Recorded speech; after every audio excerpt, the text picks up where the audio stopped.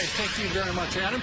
Meanwhile, often called the Swiss Army knife of the U.S. fleet, the U.S. Navy amphibious warships have been designed and built for capability and survivability. That's right, and to celebrate Fleet Week, we are bringing you a 360-degree look inside the ship in action. I can't wait because we're on land. Let's go inside and see what it's like to be on the deck of these warships by being on a veranda. Let's bring in the Executive Director of the Amphibious Warship Industrial Base Coalition, Greg McCarthy. Greg, what have you done for us? So what we're trying to do is help people better understand how important these ships are to the Navy Marine team.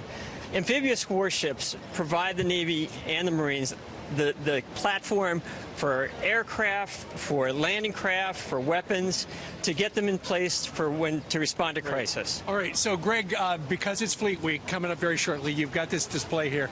It's here in our plaza. It looks like an igloo. We're going to go inside and see what folks see when they come to Fleet Week, and this will be set up where? So this will be set up in various places around the city for Fleet Week. Welcome to U.S. Navy And we're starting at the beginning. Exactly. And the key to these ships is it's a combination joint venture between the Marines and the U.S. Navy. Exactly. So people know what submarines are and aircraft carriers, but amphibious warships are critical to the Marine Corps specifically because these are the ships that the Marines are placed on and respond to crisis around the world. And Greg, what I think is pretty cool is people will know you get $700 billion. I think it's important for the public to know where their money's going, right? It is. And it's been great that Congress and the President has provided an increase in defense spending, but we're right now suffering from a lack of funding over a number of years. There are 31 amphibious warships right now. The Marine Corps believes that they need at least 50, and 38 would be the ideal requirement. How modern is our military, and how important is that?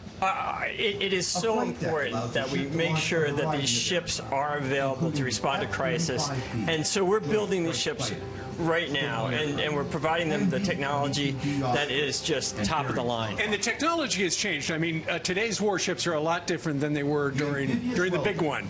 Exactly. So what we see here right now is the Marines in landing vehicles, but also these ships right now are flying F-35Bs, the highest technology in fighter aircraft. Used in first time in combat, I think, yesterday by the Israelis. Exactly. And so these ships right now are deployed around the world, and they're deploying the F-35B. So these are a flexible platform, and you can put the technology that the Marine Corps needs to respond to What crisis. is the goal for all of this, the 360-degree look? So what we're trying to do here is put people in the middle of the action aboard an amphibious warship. People from the movies know what an aircraft carrier is and a submarine is.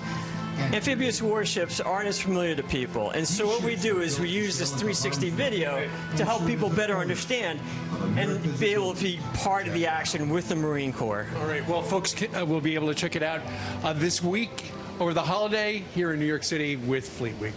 Greg, thank you very much. So I just want to point out, USS Arlington, which is one of the amphibious warships, will be in the harbor, and people should go out and see it and spend some time. Take the kids. All right. Great. Thank you. And the show's starting again.